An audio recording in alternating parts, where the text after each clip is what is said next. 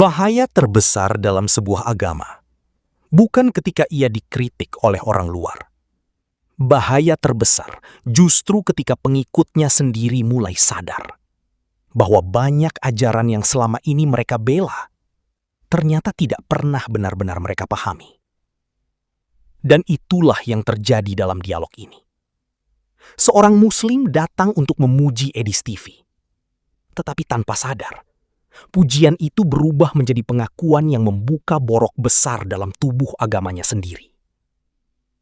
Mulai dari hadis yang dianggap memecah hubungan antar manusia, tafsir yang saling bertentangan, konsep surga dan neraka yang dipertanyakan asal-usulnya, sampai polemik tentang wasiat Nabi yang gagal ditulis sebelum wafat. Semakin lama diskusi berjalan, semakin terasa satu hal. Yang sedang dibongkar Edi Stivi bukan sekedar agama, tetapi pondasi logika di balik keyakinan itu sendiri. Kamera nyala dulu Bang, Abang muslim ya? Ya. Ya, silakan Bang, silakan. Waktu dan tempat dipersilakan. Silakan.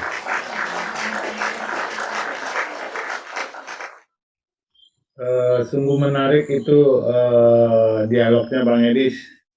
Saya sering mengikuti gitu kan. Bang Edis sangat luar biasa. Sebentar, Anda muslim, sebentar, Anda muslim. Ya. Masa Anda muslim mengatakan Edis luar biasa, ini gimana nih? Silakan. Apa Bang Edis? Anda seorang muslim. Saya di sini tuh sering sekali mengkritik pengajaran-pengajaran yang keluar dari orang-orang Islam begitu. Karena dia mengajarkan misalnya begini nih, contoh ya Bang, contoh. Seorang Islam itu harus mengikuti apa yang disuruh atau diajarkan oleh sang baginda Nabi, betul?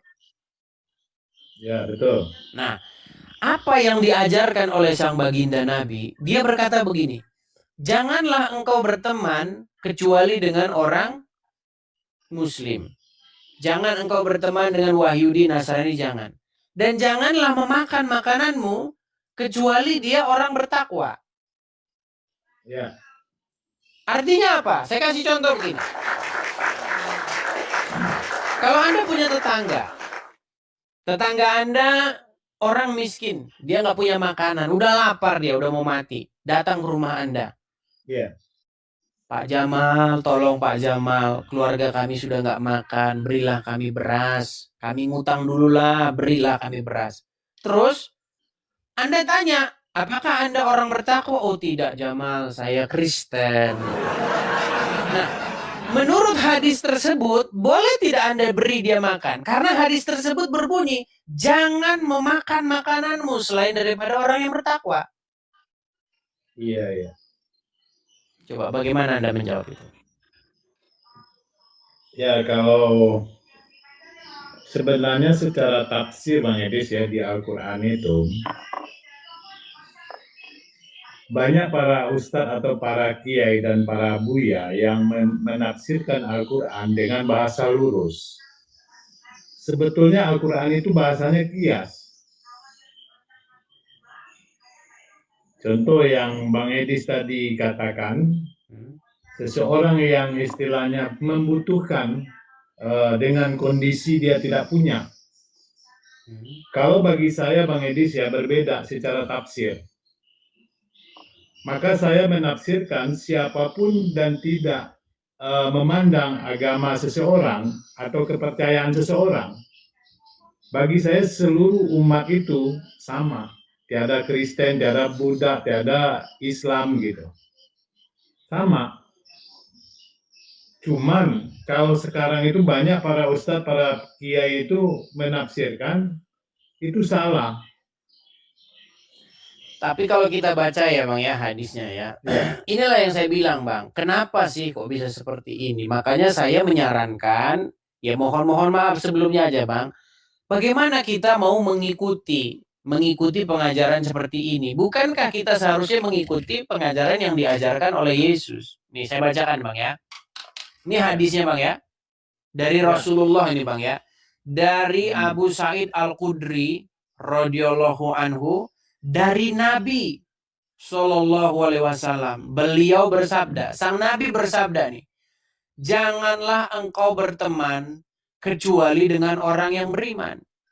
Jadi sebenarnya orang Islam, Bang, yang nggak boleh berteman, Bang, selain daripada orang beriman. Kalau kita mau patuh sama Nabi. Cuman kan masalahnya orang Islam sekarang, apa sih Nabi mungkin lagi atau gimana kan?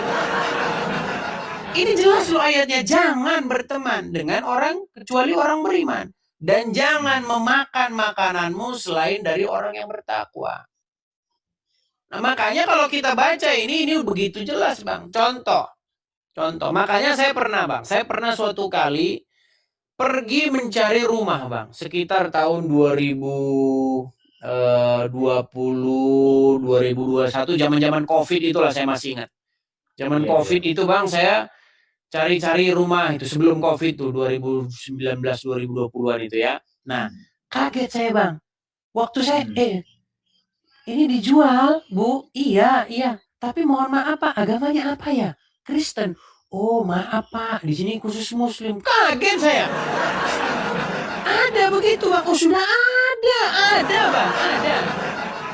Kenapa, Bang? Ya karena mereka membaca seperti ini. Jangan engkau berteman kecuali dengan orang beriman.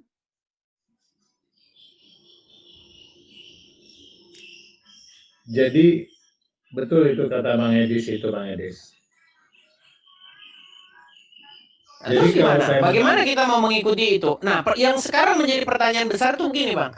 Apakah benar Muhammad ngomong begitu? Atau jangan-jangan orang lain yang berkata seperti itu dengan ditempelkan kepada Muhammad. Padahal sesungguhnya Muhammad tidak pernah ngomong begitu. Ada dua pertanyaan ini. Kira-kira yang mana yang mau Abang pilih? Kalau bagi saya yaitu Mas Edis, secara penafsiran saya itu cuma ditempelkan. Berarti Anda tidak percaya sang baginda Nabi ngomong begitu?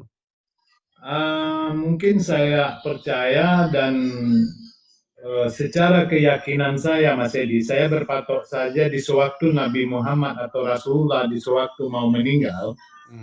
Ingat Mas Edi ya, mungkin Mas Edi pernah dengar dalilnya. Jadi sewaktu itu para Rasulullah di sewaktu dia di akhir hayatnya, dia memanggil wahai ikhwani dan umati. Datanglah ke sini. Jadi bertanyalah kepada Rasulullah, para umat tadi, apa ya gerangan ya Rasulullah? Yang paling aku takutkan di akhir zaman kelak, kata Rasulullah. Para buya, para kiai, para ustadz akan bukan itu yang pertama, Mas Edi, akan terjadi perdebatan antara akidah atau agama atau kepercayaan di akhir zaman kelak. Maka akan terbagi menjadi 73 fikrah. Nah, itu dia. Umatku akan terpecah menjadi 73 golongan, kan? Ya, betul. Dan dikatakan yang dari 73 golongan, yang 72 golongan itu masuk neraka, betul? Belum tentu. Jadi gini Mas Edi. Kalau bagi saya, kalau cerita soal neraka, bukan, fokus dulu ke masalah yang ini. Ada 73 golongan. Ya, hanya satu saja yang benar, betul? Hanya satu yang benar, yaitu kata Rasulullah waktu itu menjawab Ahlus Sunnah wal Jamaah. Nah, masalahnya sekarang semua mengklaim Ahlus Sunnah wal Jamaah, Bang.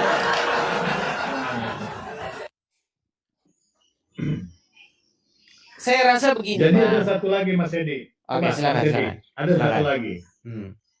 Jadi yang kedua kata Rasulullah, yang paling aku takutkan kata Rasulullah di akhir zaman kelak, para ustadz, para buya, para kiai yang sesat menyesatkan umat. Ini saya akui Mas Edi. Secara tafsir yang ada, ini banyak menyesatkan. Ini cuma tafsiran Al-Quran itu bukan bahasa lurus, dia bahasa kias. Saya sungguh menarik, Mas Edi ini orangnya pintar mempelajari, belajar tentang Al-Quran, saya akui. Ya makanya Abdul Somad sama Adi Hidayat dengar nama saya, mereka ya mikir-mikir mau debat sama saya.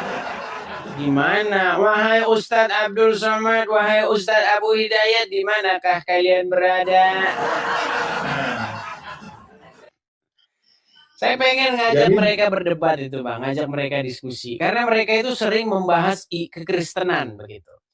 Makanya Iya. saya mau ajak itu bahas tema-tema yang mereka ulas itu. Contoh Mas Edi, kita tadi Mas Edi buka tentang surga dan neraka. Nah, kalau kita Ya kan, kaji jadi- itu, Bang. Oke, kita mantap nih, Bang, mantap nih. Nih. Sebenarnya begini, Bang. Di dalam agama Islam itu tidak pernah ada surga, tidak pernah ada neraka, Bang. Nggak pernah ada. Itu nggak tahu kenapa kok bisa ada surga dan neraka. Nggak ada. Gini, saya kasih contoh. Ini kalau kita telusuri, Bang, banyak yang akan murtad ini, Bang. Gini. Dengarkan saya, Bang. Konsep surga, neraka, itu sebenarnya adalah konsep agama Hindu, Bang. Jadi hanya agama Hindu yang memiliki konsep ini. Ada di dalam Hindu itu ada tingkatan-tingkatan, Bang. Yang bawah itu ada neraka, kemudian ada surga. Yang paling tinggi itu sebenarnya ada nirvana, yang paling tinggi itu moksa namanya, Bang. Itu yang mencapai moksa itu, artinya penyatuan kembali seperti itu. Nah, konsep seperti ini sebenarnya milik agama Hindu, tidak ada di dalam Islam, Bang, nggak ada. Begitu. Nah, sekarang begini, lalu apa? Konsep dalam agama Islam itu sebenarnya apa, Bang? Konsep dalam agama Islam yang ada itu jannah. Betul. Nah, arti jannah ini sebenarnya apa? Banyak orang nggak tahu, Bang. Jannah ini kalau kita terjemahkan, Bang, artinya itu adalah kebun, taman, Bang. Taman. Suatu taman atau kebun. Kok dibilang surga itu dari mana jalan ceritanya? Nggak ada. Jadi, sekarang pertanyaannya begini, Bang.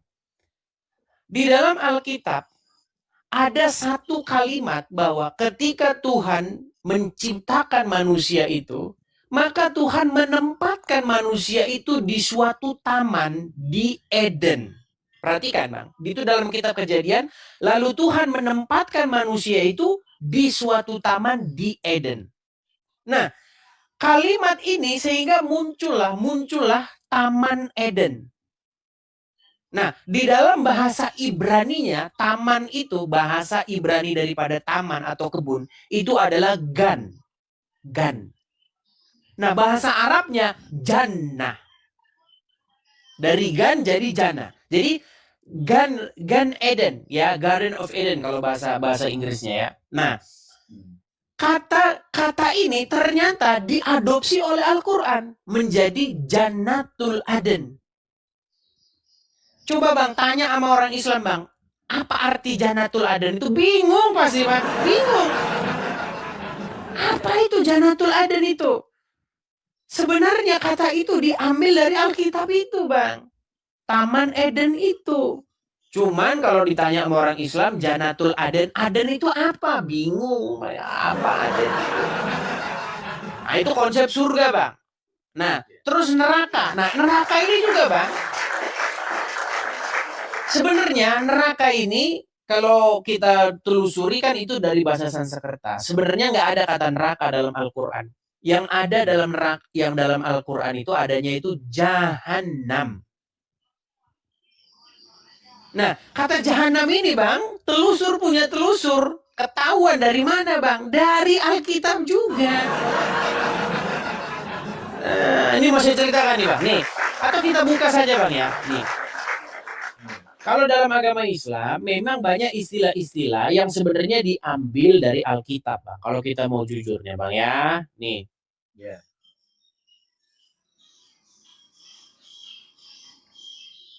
Saya kasih tunjuk ya.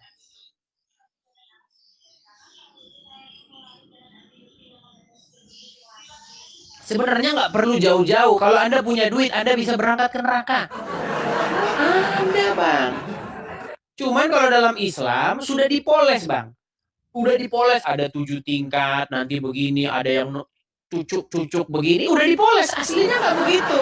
Nih, saya kasih tunjuk sama teman-teman sekalian. Neraka itu bisa Anda kunjungi sekarang juga kalau Anda punya duit. Oh, tempatnya di Israel kok. Iya. Nih, kita kasih tunjuk ya Bang ya. Jahanam. Perhatikan. Kalau kita merujuk kepada ya akan susah Bang. Nih ya. Kita kasih tunjuk. Dari mana asal usulnya? Oh, ada. Perhatikan. Nih Bang, dari sini nih kita baca ya. Jahanam itu diambil dari Alkitab. Nih. Gehenna atau Gehinom itu sebenarnya arti letternya itu adalah lembah. Lembah milik keluarga Hinom. Geh ben Henom kalau dalam bahasa Ibraninya. Nah, adalah sebuah lembah yang terdapat di tepi barat daya Yerusalem yang awalnya digunakan sebagai tempat pengorbanan anak-anak. Untuk mencegahnya terulang kembali, tempat ini kemudian diubah menjadi tempat pembuangan sampah, tempat pembakaran sampah. Nama ini kemudian dijadikan sebagai nama dari neraka dalam agama Yahudi dan Kristen, yang kemudian terinspirasi dari konsep surga neraka milik Zoroastrianisme di saat Israel dikuasai Persia dan seterusnya. Ini Bang, kita kasih contoh ya Bang ya nih. Ini tempatnya Bang. Yang dimaksud lembah Gehinom itu ini, Gehinom. Jadi ceritanya Bang, dulu nih saya ceritakan saja ya, saya ceritakan ini. Nih. Kalau mau cerita akademis ini saya ceritakan nih ya. Saya balik dulu kameranya sebentar Bang. Jadi dulu Bang, sebelum orang Israel masuk ke tanah perjanjian itu, ke tanah orang Kanaan, di situ itu ada suatu bangsa. Bangsa tersebut itu punya ritual namanya mempersembahkan anak, Bang. Mereka bakar anak itu di hadapan Molok. Nama dewa mereka itu adalah Molok. Banyak itu Bang, artefak-artefaknya yang ditemukan itu. Nah, ketika orang Israel datang, mereka membumi hanguskan tempat itu. Mereka menajiskan tempat itu, dibuatlah tempat itu menjadi tempat pembakaran sampah. Supaya tidak terjadi lagi hal seperti itu di situ. Karena itu dilarang oleh Tuhan. Janganlah engkau mempersembahkan anak-anakmu sebagai korban bakaran kepada Molok. Nah, setelah itu dibumi hanguskan, diperatakan, dijadikan tempat sampah. Tanah itu milik keluarganya Hinom. Milik Hinom, nama pemilik lembah itu adalah Hinom. Nah, kalau dalam bahasa Ibraninya lembah itu Geh gitu. Geh ben Hinom. Lembah dari anak-anaknya Hinom. Jadi suatu lembah yang kepunyaannya itu adalah kepunyaan keturunan daripada Hinom ini. Dari situlah muncul istilah Gehinom. Nah, di dalam bahasa Yunani jadi Gehenna itu. Masuk ke dalam Quran jadi Jahanam. Coba makanya Bang, kalau Anda mau jujur, coba tanya Ustadz Adi Hidayat, tanya Abdul Somad, akar kata Jahanam itu apa? Mereka nggak akan ketemu, Pak. Nggak akan ketemu, karena memang bukan bahasa Arab.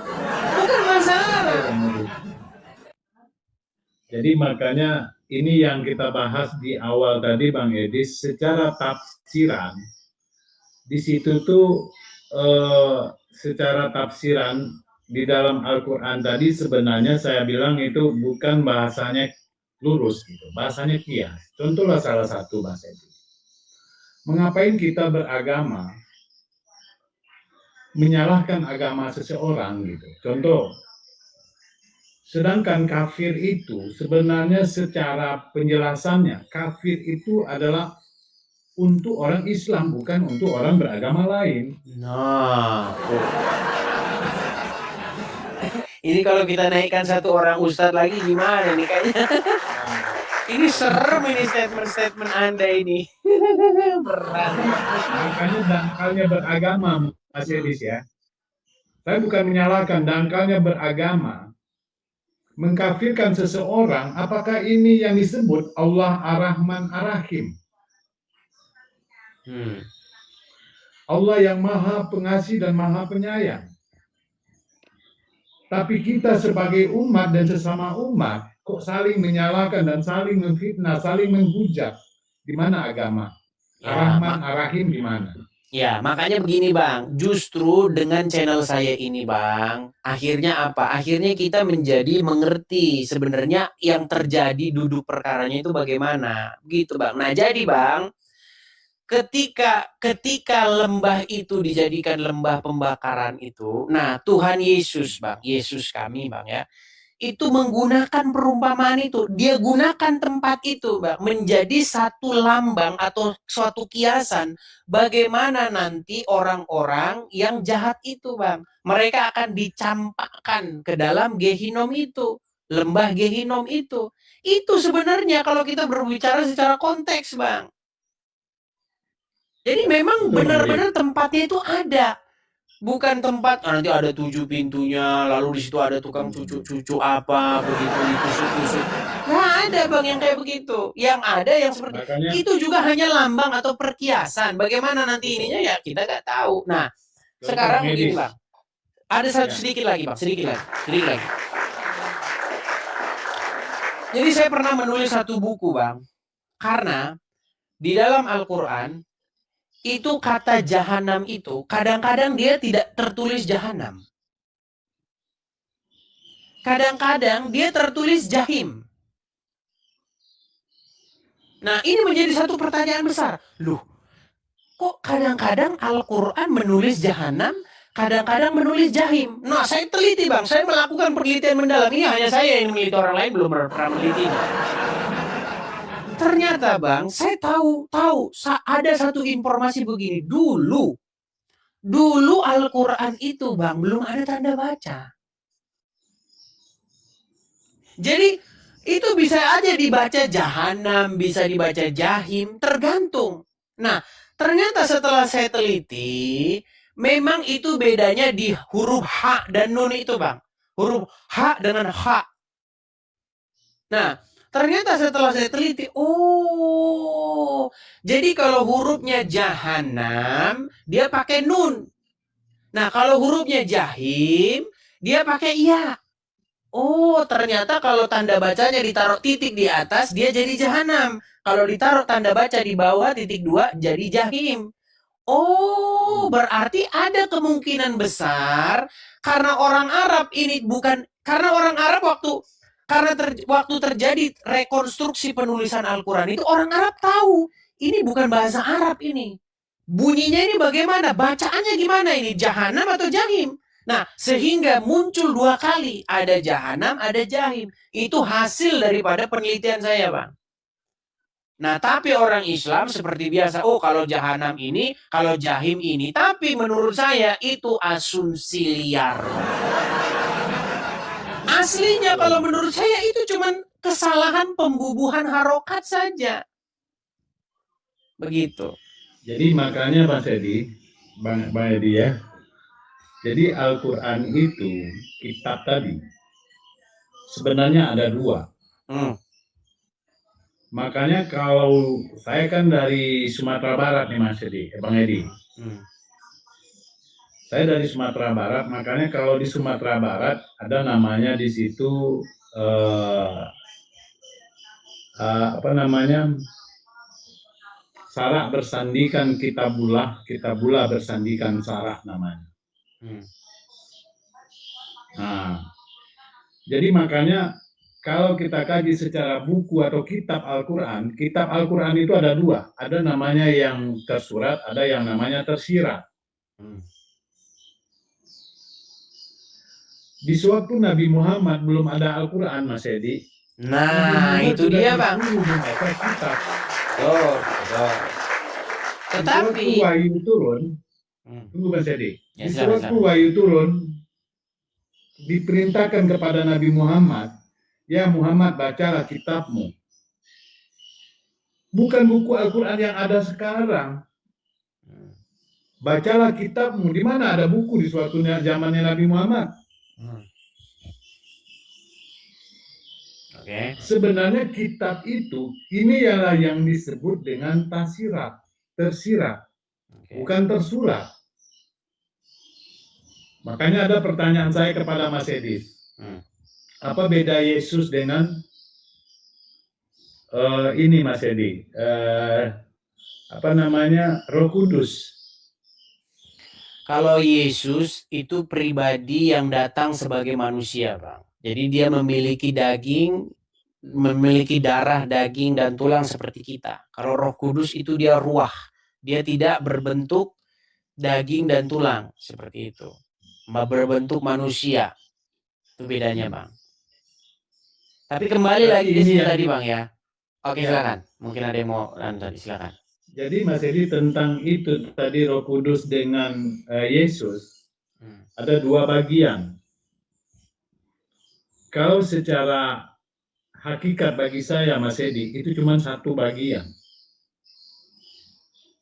Contoh salah satu, salib, alif lam lam ha. Itu simbol Mas Edi. Ini yang diperdebatkan, yang dipertengkarkan menjadi hujatan. Oke, tapi yang saya maksudkan begini, Bang. Yang saya maksudkan tuh begini. Gini, ini poin-poin saya begini. Pertama-tama, Anda mengatakan tadi bahwa ketika Muhammad hidup, apakah apakah sudah ada kitab Al-Qur'an kan begitu? Nah, kita sebenarnya bisa gimana? Muhammad dengan Nabi Muhammad beda loh. Oke lah, Nabi Muhammad lah yang saya maksud Nabi Muhammad. Makasih Mimosa. Gini, Nabi Muhammad pernah diriwayatkan ketika dia hendak meninggal, dia itu ingin menuliskan sesuatu. Anda tahu itu? Pernah dengar itu? Nah, tetapi akhirnya apakah terjadi penulisan itu?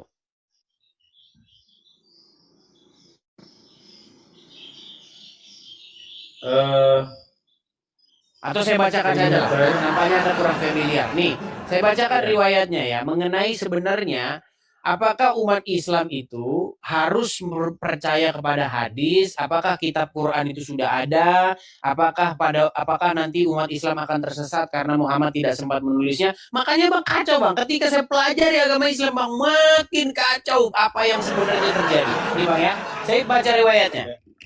Karena Anda tadi mengatakan tidak ada Al-Quran, tidak ada kitab Al-Quran. Perhatikan. Dari Ibnu Abbas, ini hadisnya Bang ya. Ini hadisnya panjang, silakan Anda teliti. Di dalam Sahih Muslim, banyak nih Bang hadisnya. Sahih Muslim 1637, catat hadisnya. Saya bacakan ya Bang ya. Nih, panjang ini hadis. Dari Ibnu Abbas yang berkata, ketika ajal Rasulullah SAW sudah hampir tiba, dan di dalam rumah beliau ada beberapa orang. Di antara mereka adalah Umar bin Khattab. Nabi SAW bersabda, nih, ini poin penting Bang. Berikan kepadaku, aku akan menuliskan untuk kalian wasiat, agar kalian tidak sesat setelahnya. Kemudian Umar berkata, nih, inilah Umar Bang. Makanya saya bilang, Umar ini apakah dia seorang penyusup? Perhatikan. Kemudian Umar berkata, sesungguhnya Rasulullah SAW dikuasai sakitnya, dan di sisi kalian ada Al-Quran. Nah, udah ada Al-Quran di sini, Bang. Nih, di sisi kalian ada Al-Quran. Cukuplah, perhatikan, cukuplah untuk kita kitabullah. Kata Umar bin Khattab. Tapi kalau kata Muslim, tidak cukup Al-Quran saja. Sesat, harus percaya kitab hadis. Makanya bertentangan semua Bang. Bertentangan semua. Perhatikan. Kemudian Umar berkata, sesungguhnya Rasulullah SAW dikuasai sakitnya, dan di sisi kalian ada Al-Quran. Cukuplah untuk kita kitabullah. Kemudian orang-orang di dalam rumah berselisih pendapat. Nah, udah dari awal Bang tukang berselisih pendapat.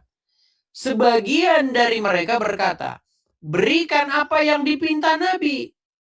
Ya, agar beliau menuliskan bagi kamu sesuatu yang menghindarkan kamu dari kesesatan. Sebagian lainnya mengatakan sama seperti ucapan Umar. Dan ketika keributan dan pertengkaran makin bertambah di hadapan Nabi, beliau berkata, menyingkirlah kalian, diusir sama Nabi. Ubaidillah berkata, Ibnu Abbas selalu berkata, musibah, perhatikan, musibah yang sebenar-benarnya musibah adalah penghalangan antara Rasulullah SAW dan penulisan wasiat untuk mereka disebabkan keributan dan perselisihan mereka. Jadi sampai sekarang nggak ada yang tahu itu, Bang, apa wasiat itu. Nah, menurut Nabi, karena wasiat itu tidak jadi ditulis, maka sebenarnya umat muslim itu sudah berada dalam kesesatan, Bang. Nih, berikan padaku, aku akan menuliskan suatu kalimat wasiat agar kalian tidak sesat setelahnya. Nah, menurut Abang nih, saya tanya sama Abang jujur. Kalau ini tidak ditulis, menurut Muhammad, umat muslim akan sesat nggak? Ada yang tersesat, ada juga yang enggak itu, Mas Edi. Bukan, maksudnya menurut sang Nabi sendiri. Dia bilang begini, berikan kepadaku, aku akan menuliskan untuk kalian wasiat agar kalian tidak sesat setelahnya. Berarti kan tujuan ditulisnya wasiat biar tidak sesat, betul? Katanya di situ kan Nabi Muhammad nggak pandai nulis, Mas Edi. Dia nggak pandai Nah. baca. Nggak pakai nulis, nggak pakai baca, tambah bingung lagi. Iya. Ya kan, jadi makanya nih kita baca riwayat lain nih. Bukan cuma 1-2, Bang. Ada banyak riwayat lain lagi, Bang. Nih, Bang. Saya tanya gini, Mas Edi. Al-Quran ini dibukukan kapan, Mas Edi? Al-Quran dibukukan menurut saya ya, kalau menurut kajian saya berangkat dari surat Al-Isra ayat yang pertama. Menurut saya kayaknya mungkin bisa jadi antara 200 tahun setelah Muhammad meninggal, Pak. Itu adanya sholat kali, Mas Edi. Karena kalau kita baca dari Kalau surat Al-Quran Al-Isra, 24 ya. kalau kita baca surat Al-Isra ayat yang pertama, Bang, Maha Suci Allah yang telah memperjalankan dari hambanya dari Masjidil Haram ke Masjidil Aqsa. Sementara Masjidil Aqsa tidak pernah ada di zaman Muhammad, Bang. Makanya kemungkinan Al-Quran itu dibuat setelah pembangunan Masjidil Aqsa. Seperti itu. Nah makanya Bang saya bilang sebenarnya yang mau saya sampaikan itu apa? Yang mau saya sampaikan Bang, kalau kita hanya berharap atau merujuk kepada Al-Quran, nanti kita akan bingung. Intinya begini saja Bang, di dalam Al-Quran itu kan sudah tertulis bahwasanya di dalam kitab-kitab sebelumnya, yaitu Taurat dan Injil, terdapat petunjuk dan cahaya. Ya sudah, kita beriman kepada Taurat dan Injil saja, udah beres Bang. Ada dalilnya di situ, Mas Edi. Saya lihat di dalam Al-Quran. Nggak salah di surat Al-Baqarah ya, Mas Edi. Ini nggak salah ya. Di situ ada petunjuk. Kalau engkau ingin jadi orang beriman, pelajarilah di situ Injil dan Taurat. Ya itu sudah. Sudah Bang. Jadi sekarang Bang yang harus makanya gini Bang. Jadi suatu perdebatan. Ya. Kenapa sekarang umat muslim pada anti Taurat, anti Injil? Karena yang didengerin ustaz-ustaznya Bang. Kalau bagi saya Mas Edis, contoh Mas Edis ya, ini contoh. Kalau di daerah Jawa air namanya apa Mas Edis? Banyu ya? Ya. Kalau di Padang itu namanya air ya? Kalau di Inggris namanya water ya?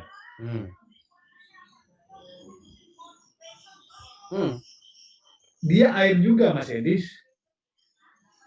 Iya, tetapi berbeda nama. Iya, masalahnya begini Bang.